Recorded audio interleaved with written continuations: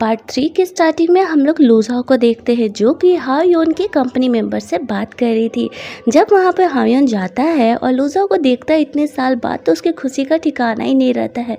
वो उसे बचपन से ही पसंद कर रहा होता है लेकिन कभी बता नहीं पाया होता है। अगले सीन में हम लोग देखते हैं कि जियानान फिर अपने फ्रेंड के पास जाता है और उससे फेंगपिन का नंबर मांग रहा होता है, लेकिन एरियांग बोलता है कि अगर तुम इतने ही क्लोज हो तो उसी से नंबर क्यों नहीं ले लेते हो। अब जियानान उसे कैसे समझाए कि भाई बात ईगो का जो है। उसके ऑफिस से निकलते ही उसको उसका मैनेजर आजुई कॉल करता है और बोलता है कि एनसिंग के बारे में कुछ खास तो पता नहीं चला, लेकिन एक बात पता चली है कि तुम्हारा भाई जो है एनसिंग की कंपनी में इन्वेस्ट करना चाह रहा है। और ये बात सुनते ही जियानान निकल जाता है अपने भाई से मिलने के लिए। जब वो उसको ऑफिस जाता है तो ऑफिस के टेबल के ड्रॉर में उनके बचपन की फ़ोटो रखा होता है और फ्लैशबैक में हम लोग देखते हैं कि ये तीनों बचपन से ही फ्रेंड थे और हमेशा साथ में खेला करते थे। लेकिन जियानान लूजाओ को कुछ खास पसंद नहीं करता है। थोड़ी देर बाद वहाँ पे हाओयान और लूजाओ दोनों साथ में आते हैं। वहाँ पे जियानान को पता चलता है कि जो लूजाओ है आज से हमारी कंपनी में काम करेगी, तो वो उससे बोलता है कि तुमने मुझे ये बात कल क्यों नहीं बताया।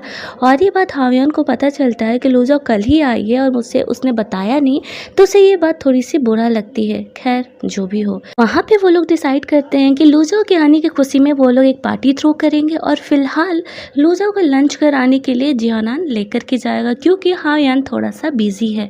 यहाँ से सीन शिफ्ट होता है और हम लोग देखते हैं कि फेंगपिन जो अपने फ्रेंड एरियांग के ऑफिस में है और वो उससे बात बात में बोलती है कि मुझे तुम्हारी कंपनी बहुत ज़्यादा पसंद है तो मैं उसमें कुछ इन्वेस्ट करना चाहती हूँ। और ये बात सुन के एरियांग बहुत ज़्यादा खुश हो जाता है और बोलता है कि चलो इसी खुशी में मैं तुम्हें ट्रीट देता हूँ। वो लोग डिनर करने के लिए जाते हैं एक रेस्टोरेंट में और वहाँ पर ऑलरेडी जियानान जो है लूजाओ के साथ डिनर कर रहा था, तो वो दोनों भी उन दोनों के साथ ही बैठ करके डिनर करने लगते हैं। फेंगपिन नोटिस करती है कि लूजाओ कुछ ज़्यादा ही ख्याल रख रही है जियानान का।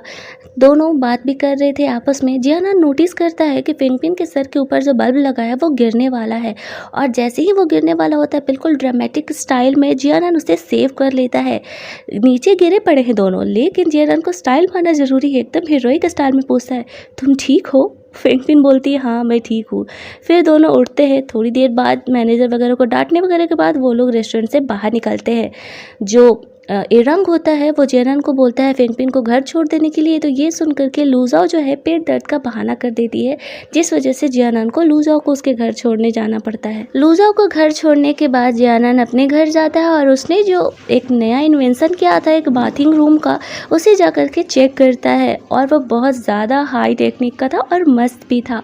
इधर हम लोग देखते हैं कि फेंगपिन भी अपने घर जाती है और आज जो जियानान ने उसका जान बचाया उस इंसिडेंट के बाद वो थोड़ा बहुत जियानान से इम्प्रेस हो ही गई है, थोड़ा बहुत तो पिघल ही गई है। तो वो खुद उसे कॉल करती है और बोलती है कि आज तुमने मेरा जान बचाया, उसके बदले में मैं तुम्हें ट्रीट देना चाहती हूँ। और ये सुन करके तो जियानान खुशी के मारे पागल ही होने लगा था।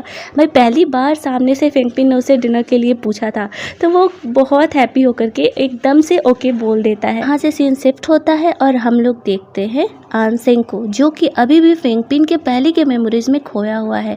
सच में यार पहले प्यार से ओवरकम करना बहुत मुश्किल होता है और लड़के तो कुछ ज़्यादा ही इमोशनल होते हैं। अगर उन्हें सच में किसी से प्यार हो जाता है ना तो वो किसी भी हद तक जाते हैं। मुझे तो ऐसा ही लगता है, आपको क्या लगता है कमेंट में बताइएगा। वो ये सब बात सोचने के बाद फेंगपिन को कॉल करता है और मिलने के लिए बोलता है, तो फेंगपिन भी उससे मिलने के लिए जाती है।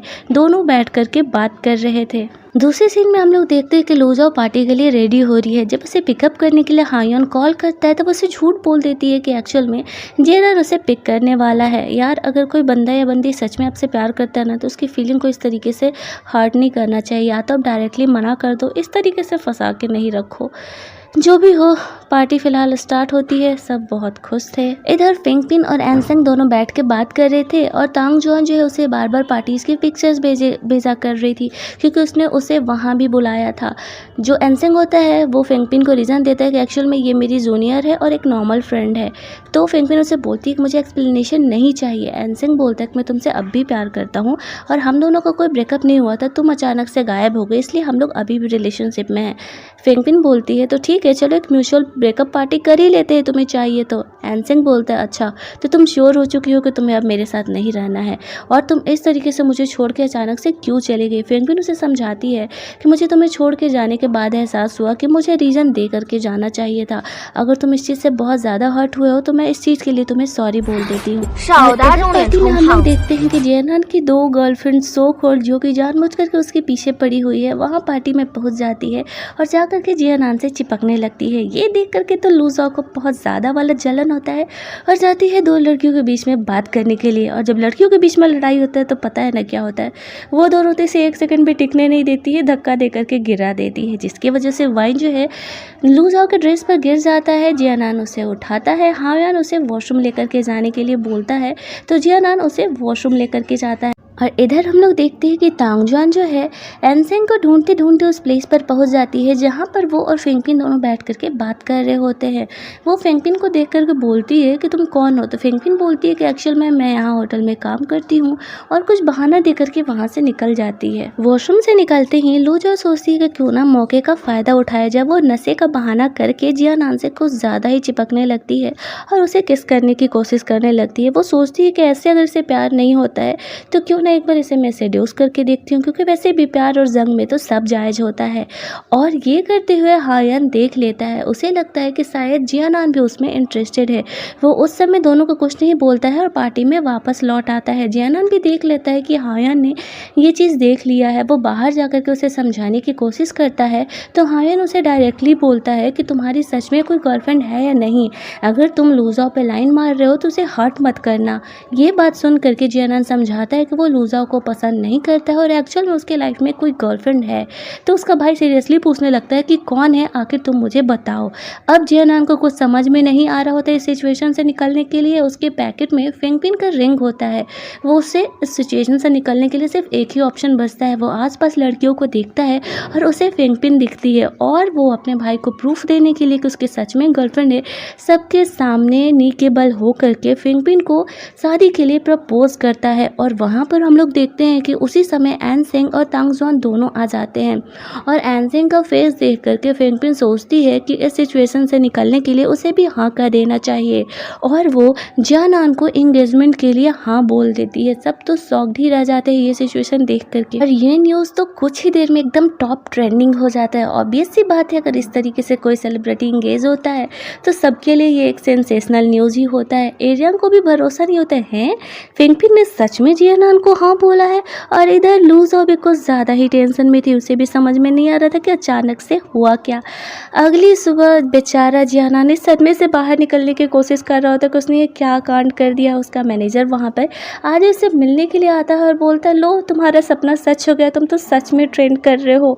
जियानान उससे पूछता है अरे यार फेंगपिन ने हाँ कैसे कह दिया। आजो इसे समझाता है अरे यार तुम जियानान हो, फेमस हो, हैंडसम हो, पैसे वाले हो, कोई भी सिंगल लड़की क्यों तुम्हें मना करेगी।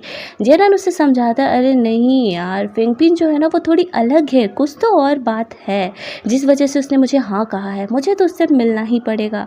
और फिर जियानान भी उसे बताता है कि कुछ दिनों में मुझे ये एंगेजमेंट ऑफ करना पड़ेगा वरना मेरी फैमिली तो मुझे मार ही डालेगी।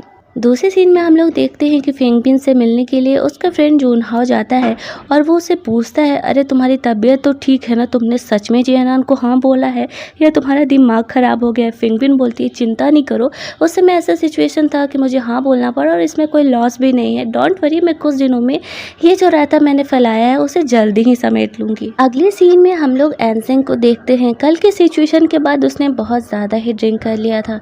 जाहिर सी बात है यार, खुद सोच करके देखो, अगर तुम किसी बंदे या बंदी से सच में इतना ज़्यादा वाला प्यार करते हो और इतने साल बाद वो तुमसे मिला है और मिलते ही किसी और की एंगेजमेंट रिंग को हाँ कह दे, बुरा लगना तो जाहिर सी बात है। इसीलिए वो बहुत ज़्यादा ड्रिंक कर लेता है और उसे बस इतना याद था कि कल उसे तांगजुआन संभाल रही थी।